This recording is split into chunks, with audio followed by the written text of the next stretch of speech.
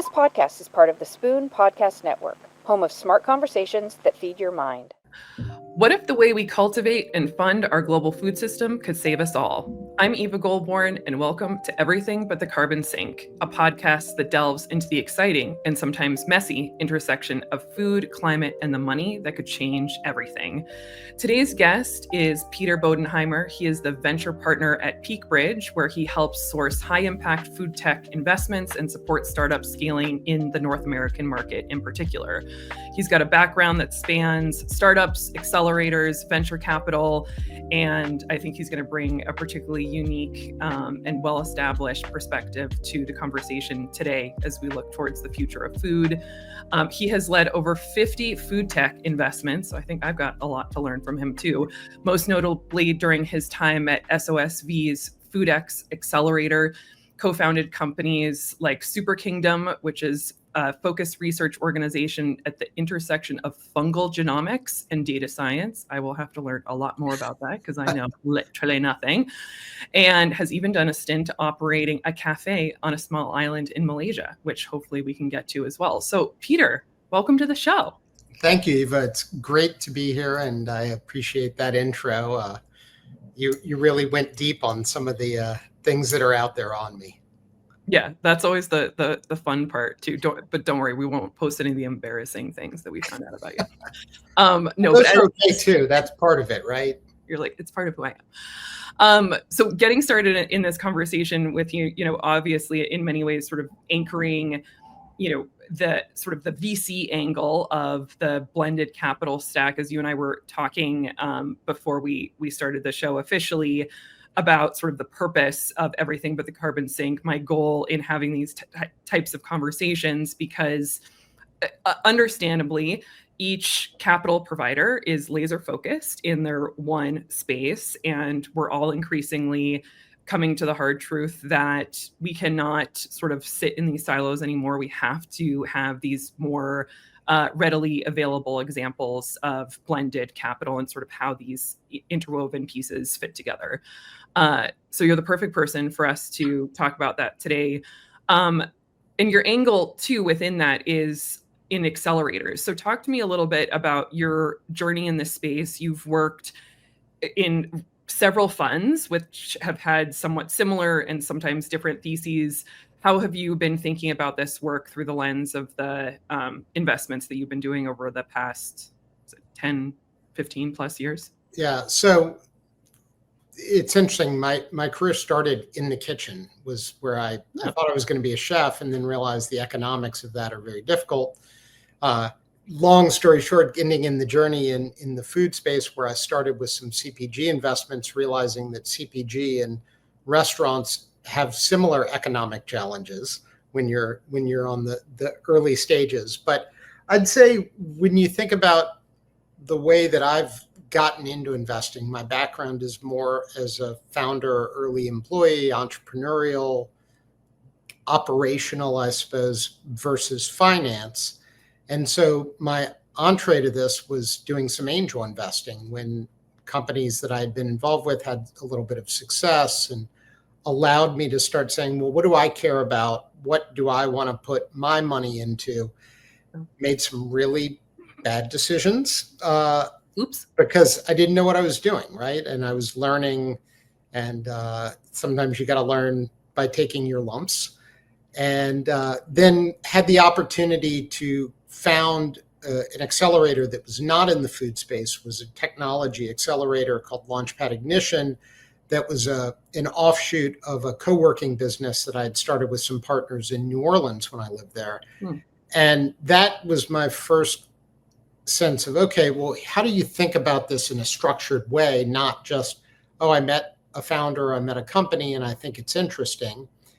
And then as I got the opportunity to join SOSV and run FoodX, then I really got to understand how you have to think about things as an quote unquote institutional investor. Because I had raised some capital or been involved in capital raises with companies that I worked with, I thought I understood a little bit about how VC thought and what the model was.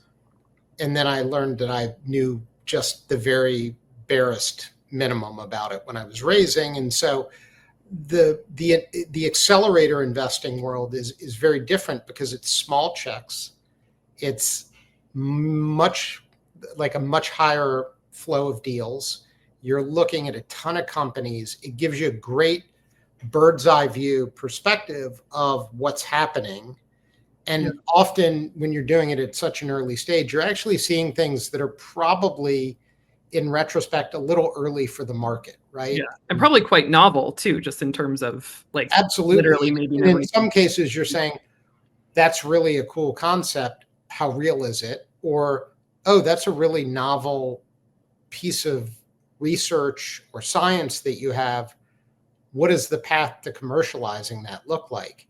And I think to the point of what we were discussing a little bit right before we came on, there are all these different types of capital that can get a company from this idea or this point of inception to the place where they can either be a real company that is generating revenue and on a path to profitability, or just getting them to that point where now it's a fundable company by private capital, whether that's VC or private equity or other types of capital.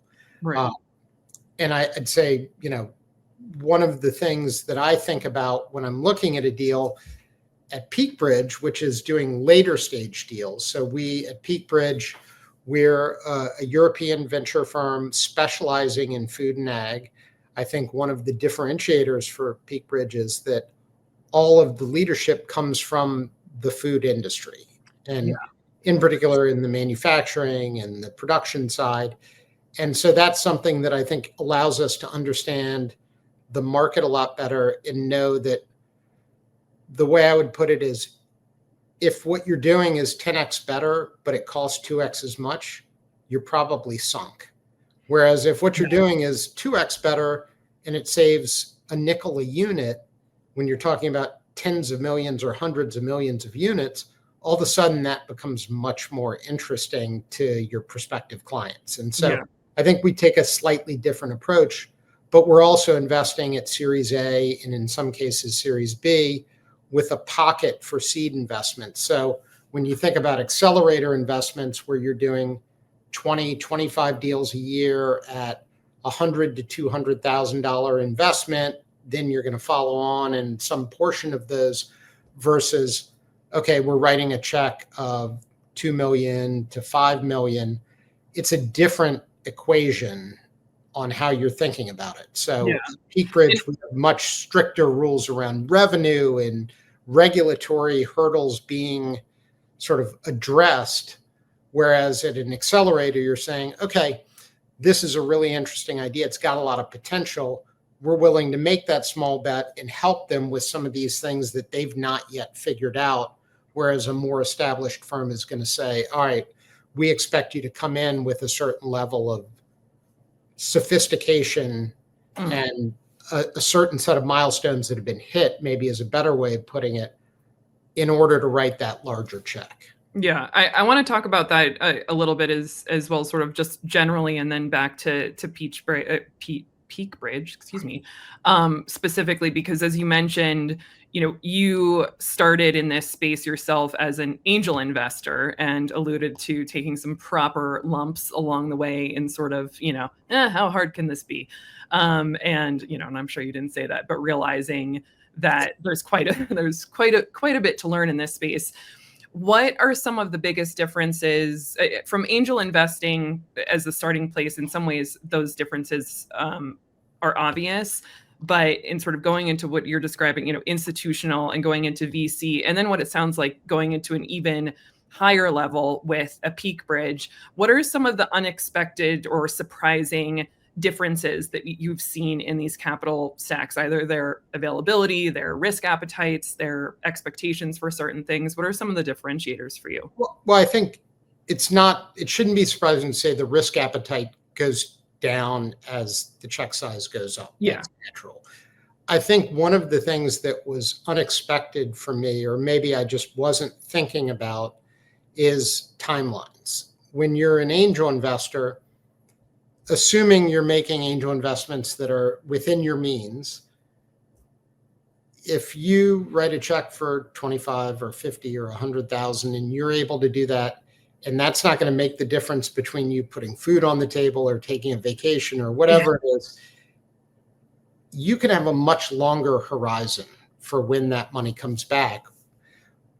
As you get into institutional capital, both accelerator or later stage, the timeline matters more because this is the business of venture capital. And the way that a VC fund works is, and I know you know this, and I'm guessing a lot of the audience knows this, but it's fund by fund. And so a firm gets established. The first fund is really proof of concept, much like for a startup, that first iteration of a product could be a proof of concept.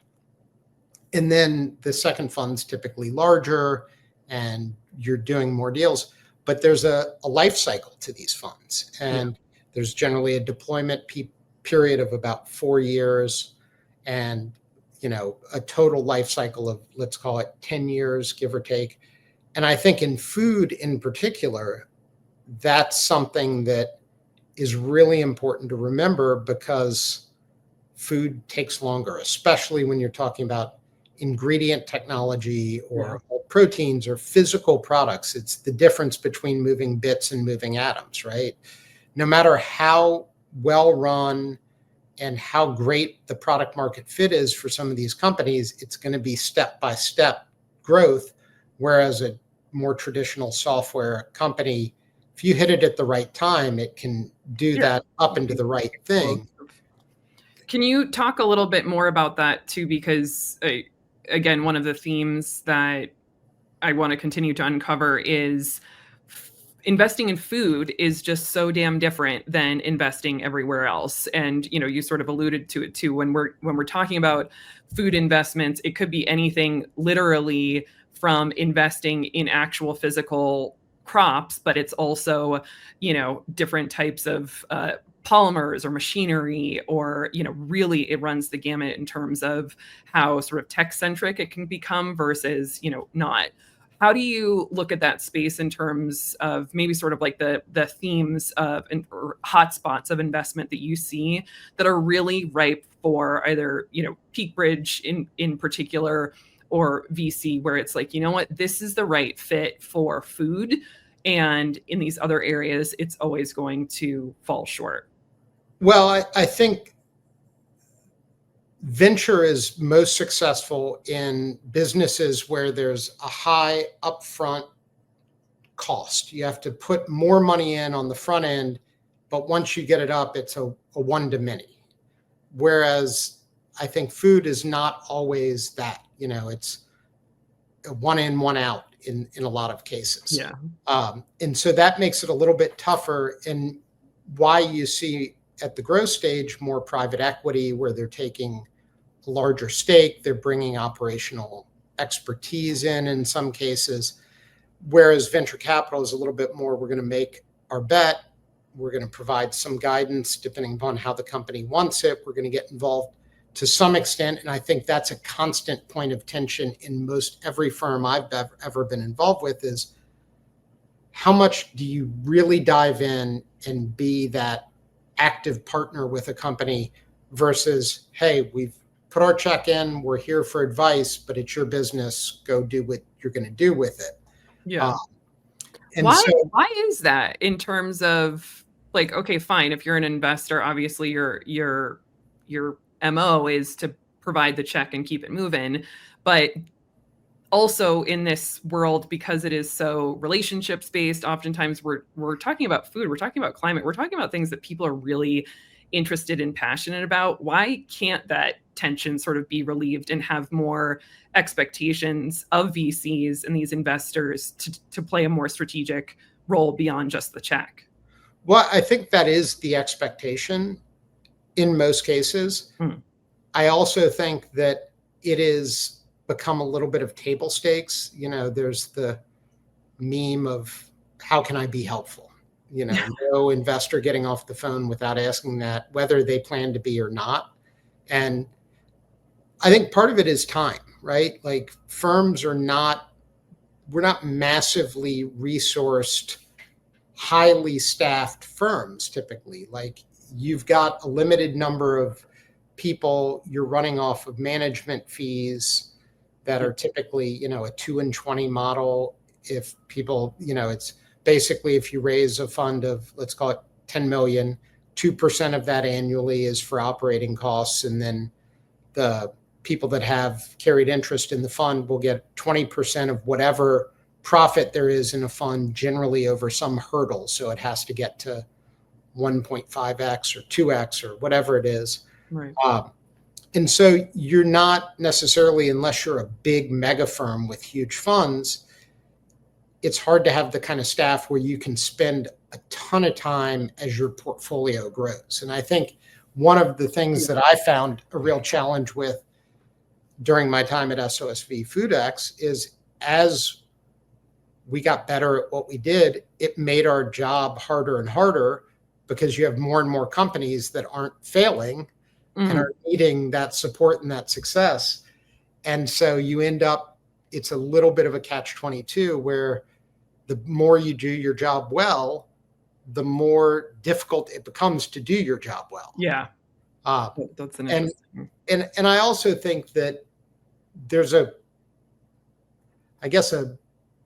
philosophical question about VC and its role, which is it just capital with some level of minimal value add? Or is it this idea that I think has propagated more widely that the best VCs are the ones that are really getting involved, sitting there with founders when things are tough? And I think most people that get into VC, especially people I know that come from an operational background, have either built their own businesses or worked in businesses at the early stages. There is a sense that you want to get your hands dirty. That's why you do this. You know what it takes. There is no replicating waking up at 4 a.m., staring at the ceiling, thinking about meeting payroll. Like there's no class that can teach you how that feels. Yeah. And so being able to share that feels really useful and helpful. At the same time, there is a place where you say VC is about, it's a hit-driven business to a certain extent. So you want a couple of investments to return the whole fund. And if you make 30 investments and 2 of them return the fund and then 6 of them return a nice return and the rest go to zero, hey, you're doing okay. And so there is an incentive structure that makes you say, well, I need to spend all my time on the winners as opposed to diving in to solve the ones that are struggling. Yeah. And it feels counter to who I am as a person, but also I'm a big fan of Charlie Munger. And one of my favorite quotes that I way overuse is, show me the incentives and I'll show you the outcomes. And so when the incentive is, hey, the way this business works is we want to have the max upside in the winners, then that sort of pushes people to work more with the winners and then perhaps ignore companies when they're struggling, which is not ideal and is not feel great as a human being, but it is also the reality of how most funds are structured. Yeah. And that sort of is that double-edged sword of the human component of this too, where you can't do it all. I'm curious with that example too, and this is, I think, quite common in this space as well. You have your winners and you have your losers, in very delicate quotations here, in terms of essentially a numbers game, trying to see what and who hits. Everybody always wants to know, what was the secret sauce, or what was the sparkle, or, what's the X factor that allows some of these companies to be so much more successful than other ones? Is it based, we hear a lot about, it's the founding team, it's, their expertise, it's the human and talent component. Sometimes it's timing. Sometimes it's, because they decided to go for a SaaS solution versus bioengineered solution. What are some of the things that you've noticed where you're like, that usually is going to make me feel a little bit more confident when I see something like this. I know a fund manager whose thesis is about what they call irrationally intense founders. And I think that's a really interesting way to phrase it. That makes complete sense. It does. I mean, people have You have to be obsessive. And so I think I am certainly of the belief in this, again, maybe because of my background, that founding teams matter a lot. Even in so much as when a founding team says, we've gotten it here and we know we need professional help to get it to the next level, the willingness to admit that, there's this idea, the Steve Jobs myth, that like, I've got to be the one to take it from idea to billion-dollar business. And the fact is there are very few people on the planet that have done that or can do that. And a lot of people that are starters are not scalers. But so I do think team matters so much.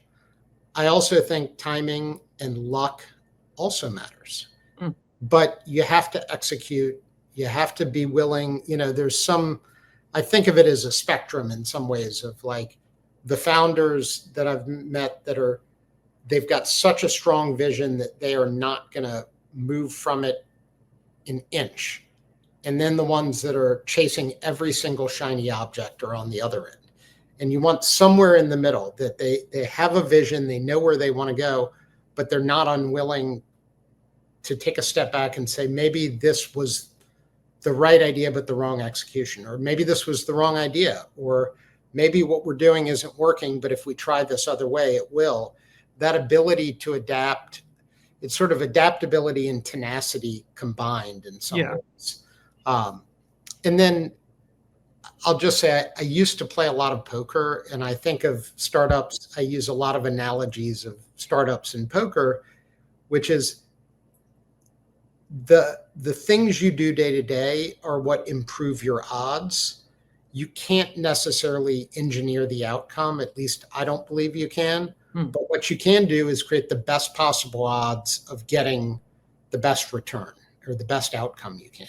And so to me, the companies that are willing to like think strategically, act with real focus and execute well, and then they also get lucky a little bit along the way, those are the companies that tend to break through. And I think there's certainly founders out there that have been successful that say, well, only I could have done it because I'm this genius and blah, blah, blah. Yeah.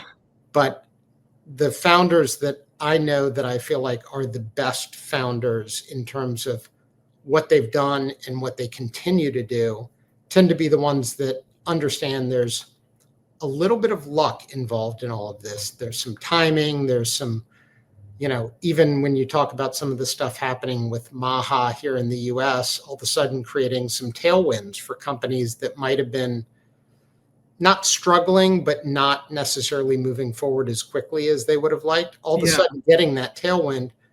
And some are ready for it and are capitalizing on it, and others maybe are finding themselves caught off guard and not able to capitalize on it. So I think that's a very long-winded answer, but I think it's a combination of the people and their ability to adapt, the tenacity and that irrational intensity that they have, and then, hoping the stars align in certain ways and get them where they want to go. Yeah, no, that makes sense. And, again, that human component, I think sounds like it can't be underestimated.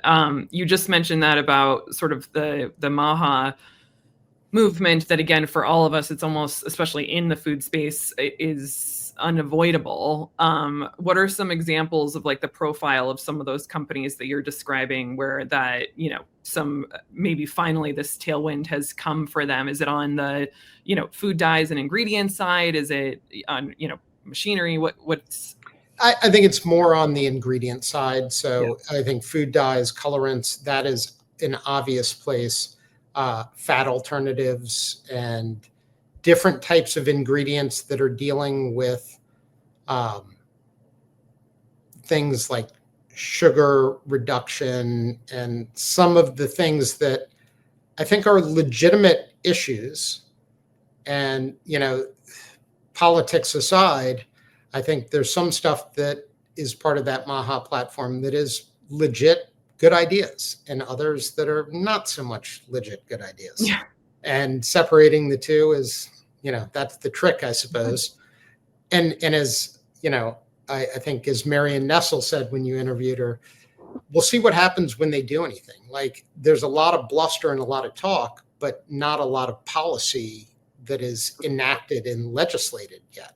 Yeah. So we have to see what that looks like. But it definitely has brought companies in that ingredient space doing certain types of things that fit with that Maha sort of agenda. All of a sudden, they've got a second wind during a time when, fundraising is very difficult in the space right now and has been for the last several years. And there are a lot of companies that have been gone into not hibernation mode, but they're in preservation mode, right? Capital preservation mode. And so I think for some companies, it's pushed them to say, all right, well, now is our moment. Let's try and capitalize on this moment, go out and raise money because we now have this extra why for what we're doing or why it's going to be successful. Or we've got a competitive advantage that we didn't yesterday because of the legislation that is being proposed. So, I think that's where a lot of this is happening. But again, and I think Marion Nestle is just amazing. So it's not surprising to say, I agree with her. Like, we'll see what happens with it. Maybe it'll happen, maybe it won't. Well, I guess maybe another question around that too is it clever and strategic to lean into something in this moment or, because I'm sure maybe it could be both, a credibility issue for these companies? Because then when you look on the other side of larger food brands, in like sort of the general DEI space, the general ESG sustainability space, even like, it's June during, Pride Month, where there's a lot of marketing plays that the, very astute, clever consumer can sort of sniff out the BS on certain things. Where's the line here in terms of, embracing this opportunity versus, sort of leaving your compass rose. It's a good question. I think it's like with anything, there is no hard and fast line. I think most people would love it if there were. My personal feeling is if somebody is jumping into this all of the sudden, like they were doing something else completely, and then all of a sudden they're doing something that aligns with these tailwinds, that raises a little bit of skepticism for me. Yeah. Whereas if it's a company that's kind of been toiling away, figuring out how to survive and, moving maybe slower than they would have to because of capital constraints or whatever, and now they're doubling down and, feeling like the phoenix that comes up and is reborn, I think those are going to be accepted more broadly. In general, it's hard to figure out what's a fad and what's a trend. Yeah.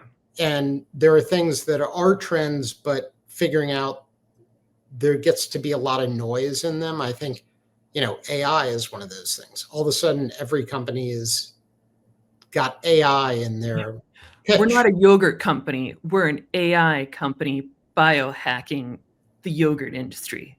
Yeah. I mean, I won't name names, but there was a company, a founder who had an incredible product. They were using data to formulate these things. And when we talked about their financing and where they were, he said, well, we're not a food company. We're a tech company. We're a data company. And I said, okay, well, that's interesting. How do you make money? Well, we use our data to formulate these products that we then sell. And I said, well, I've got some bad news for you. You're a food company. Like, you've got to move a perishable, in this case, a perishable product from a manufacturer to a retailer. You've got to have a supply chain in place that is undisruptible. You've got to have manufacturing capacity. With very specific language and mindset and stakeholders that won't even register the fact that you're saying you're a tech company if, it's a perishable product that you're trying to put on my shelf. Yeah, and coming back to the capital side of this, that particular company was able to convince very early investors that they were a tech company and raised a good bit of money at a valuation that is unsustainable. And I don't know what their current status is, but I think companies, this was one of the things I learned when I got into ventures. You got to think about the long haul in certain ways. Like getting maximum valuation early is not necessarily a good thing. It leads to a down round, or down the road, it leads to you've had to raise so much money and the valuation always goes up. So now your exit threshold is so high that there's no real way for you to exit in a way that doesn't make it kind of not a waste of time, but make it a situation where you're spending all of this time and all this effort as a founder, and you get to the end line, you've succeeded, but the outcome really doesn't leave you with a whole lot financially because of the structure of your cap table. Yeah. And I think we're starting to see that with some additional CP, primarily, at least I'm seeing in the plant-based space on that front as well. I want to talk to you about the sexy and the unsexy as you're thinking about either, answering through the lens of the work that you do now in your portfolio now, or just generally along your tenure in this space.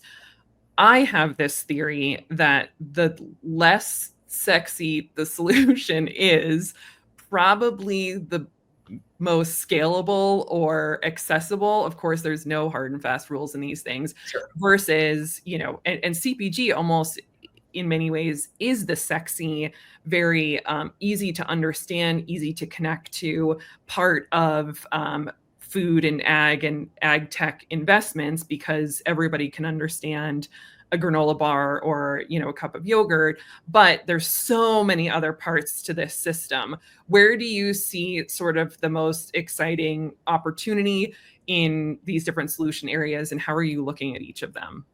So first of all, I agree that often the things that are the least sexy from the outside are the most substantive. And I think especially in food, because it's also worth mentioning that I neglected to mention, PeakBridge is a B2B investor, because consumer brands are really difficult to build. They take a lot of money, and you're ultimately, I don't know if you know the folks at City Capital, SIDDHI, Steve Finn.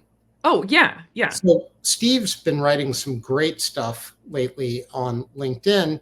And one of the things he talked about was in the wake of the Meaty news, and Meaty selling for $4 million after raising was 450 or something, of why they don't invest in things that are trying to take a novel ingredient and build a consumer brand, because you've got a deep tech business and then you've got a consumer brand business. And those are two incredibly different businesses that you're trying to build at the same time. And that's why it's so hard.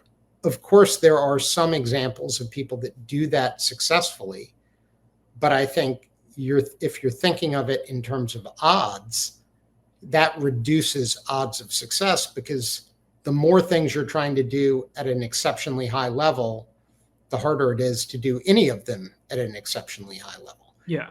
So I think that is definitely, we like things that are B2B that the consumer may never actually know about, but an executive at a large food company loves, right? Says, oh, wait, I see how this feeds a consumer demand in an economic model that helps our business be more successful. Yeah. Those are the companies that we get most excited about. Yeah. And give us some examples of those too, because I think it's helpful for us to understand that B2B connection versus the B2C. Yeah. So, I mean, I think a great example of a company like that, there's a company in our portfolio called Vanilla Vita that's developed technology for how you can grow vanilla orchids in a greenhouse environment, which is a very tricky thing to do. A lot of the vanilla comes from Madagascar or Mexico, and it's temperature sensitive. But it's a very high value crop. And so they're able to grow it in a way in an internal environment that actually creates more pods per plant. So you're getting more vanilla pods, greater yield. And then their fermentation process for how they process the pods, which again, traditionally is like leaving them out in the sun to dry and ferment.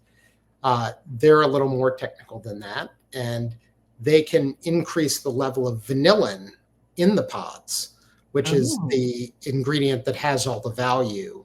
So they're able to do it more efficiently, and that brings a lot of interest from the companies. Now, at the end of the day, the consumer probably doesn't care where their vanilla is coming from in their vanilla ice cream. Maybe I think they do to a certain extent, but they're less interested in that than, is it good? Is it natural? Is it not feeding conflicts in different parts of the world, kind of like some of the things in the chocolate alternative space. Yeah, and cacao. And can I buy it for the same price that I can buy the synthetic vanilla flavored ice cream, or maybe even less at some point? So that is an example of something that's not sexy when you look at the business without understanding the food industry. Right. When you look at it through the lens of the food industry, you're like, the consumer is never really likely to know Vanilla Vita, but that doesn't matter. Right. And to understand that example a little bit more too, is it sensors and sort of software or hardware that they're using to do this, or is it the actual bioengineered seed? What is the solution itself? It's a little bit of it's a little more around the growing environment than it is any sort of bioengineering. Although I will say that with the caveat that I'm not entirely sure that there is not a bio component to what they're doing, but I know a lot of what is their secret sauce is around both the environment and the way that they grow it, and then also in that sort of precise fermentation that they do. Yeah. No, that's helpful. I'm curious if you have other examples either along those lines in terms of, especially since we're talking about most solutions that we as consumers, wouldn't even know about. How many solutions or companies are you investing in or seeing that are not just solving for high yields, which is, of course, what everybody ultimately wants to do, maximizing profit, and accounting for some type of environmental or climate distress that has now made it more difficult or even impossible to either grow or account for, this, what used to be a very abundant crop or very easily accessible natural process, moving into now these technology solutions, similar to vanilla, where they're like, we can't do it the way that we used to anymore. Well, I mean, I think coffee and chocolate are two real obvious areas that have gotten a lot of coverage. And that's why you're seeing people, again, a lot of this driven by the advances. And I am not scientific by my background, so I won't pretend to understand how every nuance of it works. But as we're able to do different types of fermentation and get better and better at the precision of those processes, we're able to do things that we weren't able to do. So you can take different kinds of legumes and using precision fermentation, create products that have a lot of the same compounds and flavors as cacao or cocoa. You've got the ability to do things that you maybe didn't even 10 or 15 years ago, just because of how it, and that's the funny thing about this from an investor standpoint, is all of this is moving the food system forward in ways. Even the failed companies are adding to the value of an improved food system It's true. at Yeah. some level because they pushed a technology forward or they brought a new technique to market that other companies can then use. I mean, I think the cultivated meat space is one that's an interesting conversation because I do believe ultimately there will be products on the market that are cultivated meat products. Yeah. Maybe they're hybrid, maybe they're something else. I don't know when that'll be. I don't know if that's, I mean, I know there are some on the market now, but like at meaningful scale, at price parity. But all of this work that these companies that have done that raised a lot of money, some of which have already gone out of business, some of which may go out of business, they will be the backbone on which the companies that ultimately make it get there. Absolutely. And the amount of, I'm almost like imagining like a new baseball mitt or something, like the amount of conditioning that they had to do in those conversations. Because, investors are consumers. The consumer obviously needed to understand more about, I mean, they really have done so much work and sort of, socializing and, sort of breaking in this idea that none of us could have even fathomed before. And yeah, so making sure that, and I'm sure from their perspective, if they've gone under, they're like, well, thanks, Well, too or little if you're too the late, but investor in it too, right? If you're the yeah, investor that went under, you're like, great, we just paid for something that, isn't going to help us, but helps, somebody else and, down the line. and again, maybe it helps the next Important. company down the line that we do invest in and Yeah. they have a positive outcome. So Yeah. I think it illustrates that food is so different than traditional software or pharma. It's a commodity business and it is so broad and it touches everything. And so there's so many different ways to approach it. And I think if founders that are raising capital are thinking about investors, one of the things they should be thinking about is how well do they understand the part of the food system that I'm addressing?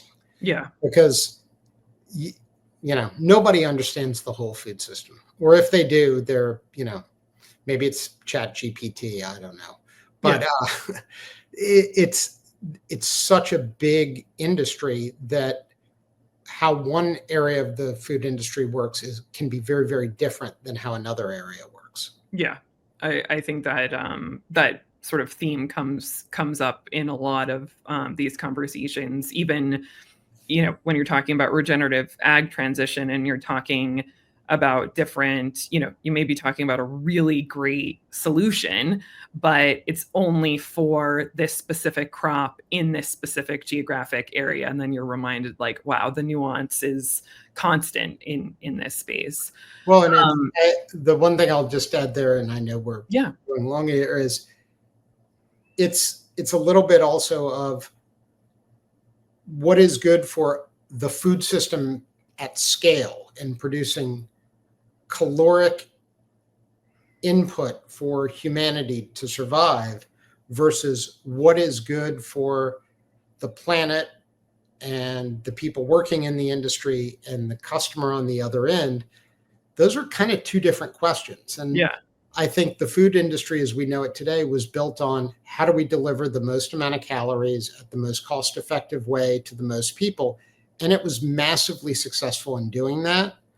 Now we're understanding that we were hiding the cost of certain things to keep the price of certain things low. And now we're saying, well, we can't look at this just as price because the cost is being buried in these other things, environmental damage, labor practices, health and nutrition, medical costs. And so now people are looking at it in a much more holistic way. And that is a really complex problem to solve. Yeah.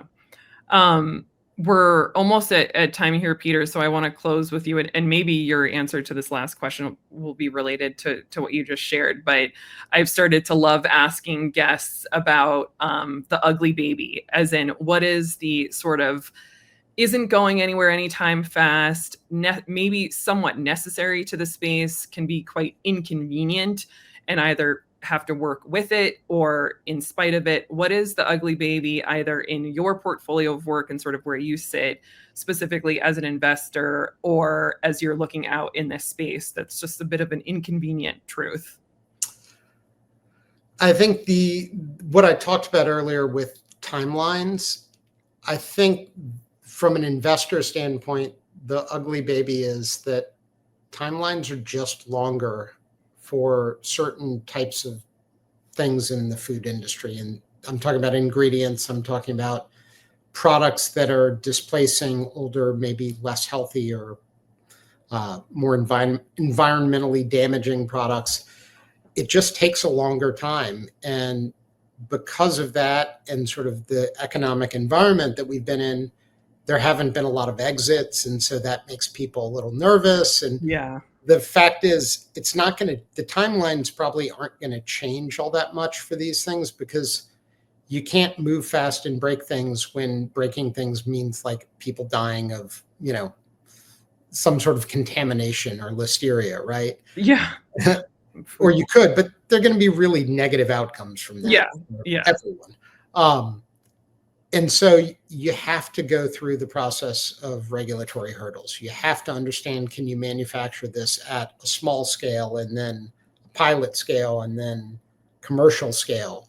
And so it just is going to continue to be, and it's one of the things that I'd like to see more of, is investors that have a longer, broader time horizon for their investments. That could be more patient. Both LPs in funds like PeakBridge, but also family offices that are doing direct investments, or other types of capital that can look at it and say, we understand that this is going to take more than your 6 or 8 years to get to a venture scale exit, or 10 years or 12 years. It might be 20 years, but we're willing to help fund that. And I think on the other side of that, which we didn't touch on, is you can't expect private capital to cover all of this, especially on the stuff that's really novel, deep tech stuff. You have to have government and other types of funding that's going to help get it from the very early academic stage into something where it's ready to be funded by private capital. Yeah. And I think that's such a great point for us to land on too, where as much as we want to sort of expand the function and characteristics of each of these different capital providers, like there is a limitation at a certain point where, I call it sort of like the T-Rex hands come out and they can't go any further, and somebody, either up or down the capital stack needs to take over. So I think that's really valuable. Peter, thank you so much for an amazing conversation. I'm just grateful to learn from you, as I do from all of my guests on the show. And thank you to our listeners for joining me for everything but the carbon sink on the Spoon Network. I hope this discussion inspires you to think differently about the role that we all play in transforming our food system. And if you've enjoyed today's conversation, don't forget to subscribe wherever you listen to podcasts, share with others who care about building a sustainable food future. And I'll look forward to seeing you next time. Thank you. Thanks.